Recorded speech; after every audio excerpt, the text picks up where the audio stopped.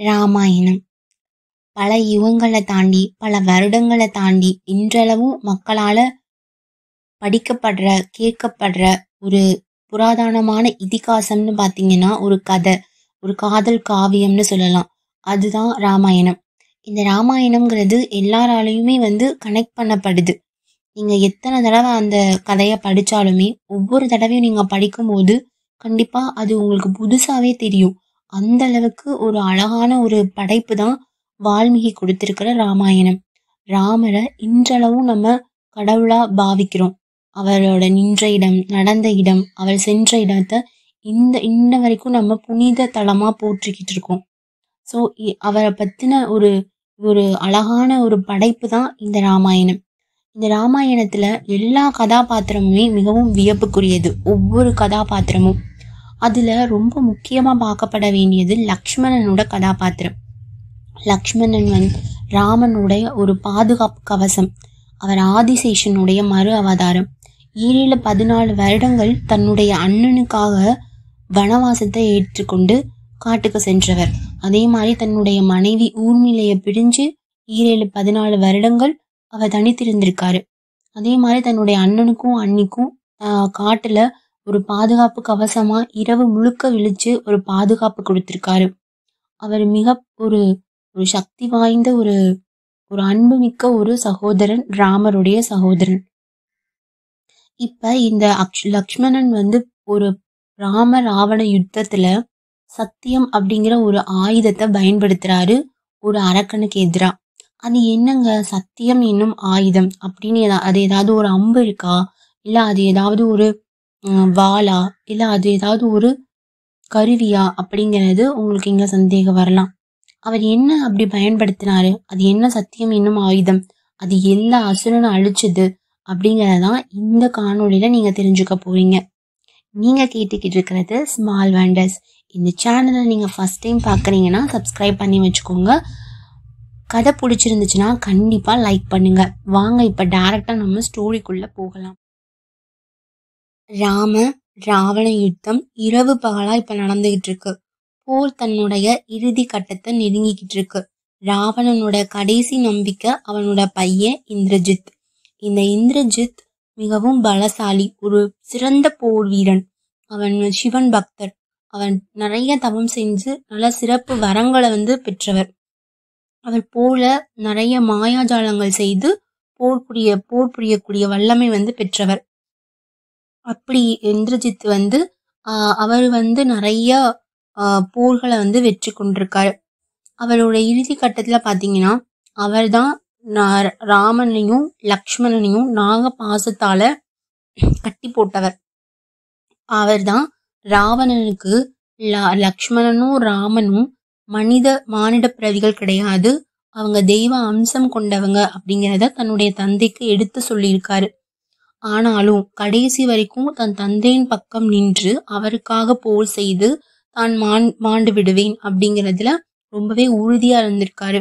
கிட்டத்தட்ட நம்மளுடைய கர்ணன் மாதிரி. எப்படி கடைசி வரைக்கும் அவர் துரியோதனை விட்டு கொடுக்கலையோ, இவரும் சத்தியத்தை உணர்ந்து ராமன் உண்மையாவே கடவுளோட அவதாரம், தன்னுடைய தந்தை செய்யதான் தவறு அப்படிங்கிறத புரிஞ்சாலும் கடைசி வரைக்கும் தன் தந்தையின் பக்கம் தான் நின்று போர் செய்வேன் அப்படிங்கிறத ரொம்ப உறுதியா நின்றவர்னு சொல்லலாம். இப்ப இந்த இந்திரஜித் என்ன பண்றாருன்னா நம்மளுடைய லக்ஷ்மணனோட போர் பண்ணிக்கிட்டு இருக்காரு.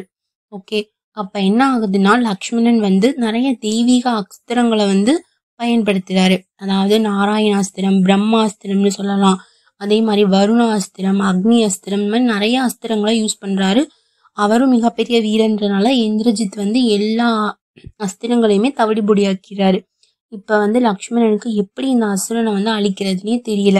அவர் என்ன பண்றாரு, ஒரு ரொம்ப நேரம் யோசிச்சுட்டு ஒரு ஐடியா பண்றாரு. அவர் என்ன பண்ணாரு, ஒரு அம்பை எடுக்கிறாரு. அதை இந்திர அஸ்திரம்னு சொல்லுவாங்க. அந்த அஸ்திரத்தை எடுத்து தசரத மைந்தன் ராமன் சத்தியம் மற்றும் தர்மமே உருவானவர் என்பது உண்மை என்றால் இந்த அம்பு இந்திரஜித்தை கொல்லட்டும் அப்படின்னு சொல்லி ஒரு சபதம் செய்யறாரு.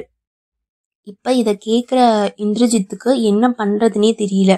அவர் என்ன பண்றாரு, மறுபடியும் அவரும் பிரதிசபதம் செய்ய முயற்சி பண்றாரு. என்னுடைய தந்தை ராவணன் சத்தியம் மற்றும் தர்மமே உருவானவர் என்பது உண்மையானால் இந்த அஸ்திரம் என்னை கொல்லாதிருக்கட்டும். நான் சத்தியம் மற்றும் தர்மமே உருவானவன் என்பது உண்மை என்றால் இந்த அஸ்திரம் என்னை கொல்லாதிருக்கட்டும்.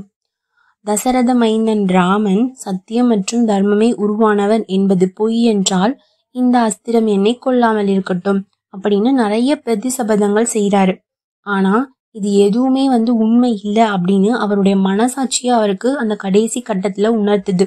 ஏன்னா கண்டிப்பா ராவணனும் தர்ம வழியில இல்ல, தானும் தர்ம வழியில இல்ல. தசரத மைந்தன் ராமன் தர்மமே உருவானவர் அப்படிங்கறதுதான் உண்மை அப்படிங்கிறது அவருடைய ஆன்மா வரைக்கும் எட்டுது. அவர் என்ன பண்றாருன்னா பிரதி அம்பு எதுவுமே எய்தாம அப்படியே நிக்கிறாரு. அவன் லக்ஷ்மணன் விட்ட அந்த அம்புலேயே தன்னுடைய உயிரையும் கொடுக்கிறாரு.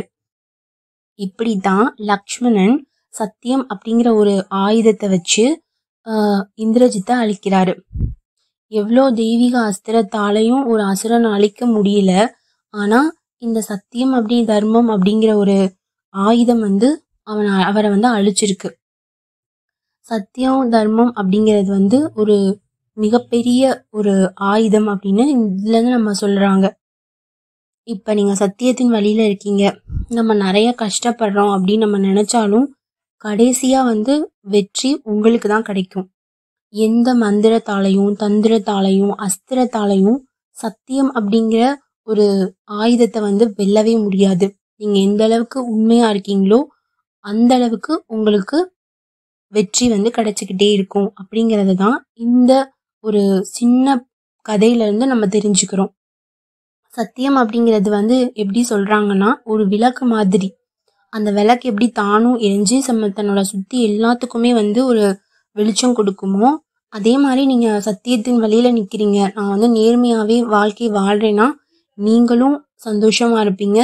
அது உங்களை சார்ந்து இருக்கிற எல்லாத்தோட வாழ்க்கையுமே வெற்றி பாதையிலேயே அழைத்து செல்லும் அப்படின்னு சொல்றாங்க. இந்த கதை உங்களுக்கு பிடிச்சிருக்கும்னு நான் நம்புறேன். அடுத்த வாரம் நான் உங்களுக்கு வேற ஒரு நல்ல ஒரு கதையோட